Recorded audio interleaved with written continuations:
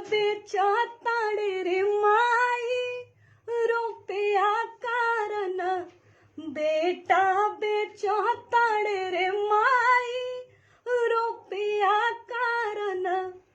अरे बेटा के पापा, अरे बेटा के पापा, बेटा बेचवा मेरे माई रुपया कारण, बेटा बेचा ताड़े रे माई रुपया कारण, बेटा बेचा ताड़े रे माई रुपया कारण।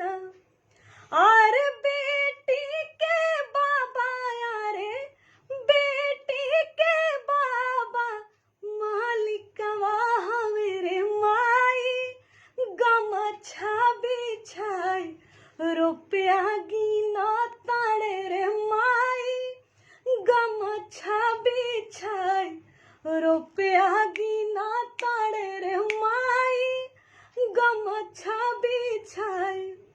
और बेटी के पापा, अरे बेटी के पापा, साहिबवा मेरे माई गमछा बिछाई रुपया गिना ताड़े रे माई, गमछा बिछाई रुपया गिना ताड़े रे माई, गमछा बिछाई।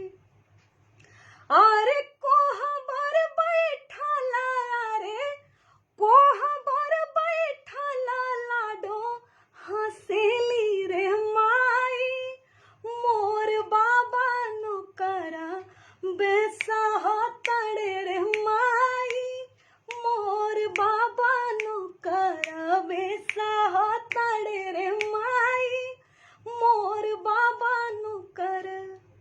अरे कोहबर बैठला, अरे कोहबर बैठला लाडो हंसेली रे माई, मोर पापा नो करा बेसा ताड़े रे माई, मोर पापा नो करा बेसा ताड़े रे माई, मोर पापा नो करा बेसा ताड़े रे माई, मोर पापा नो कर।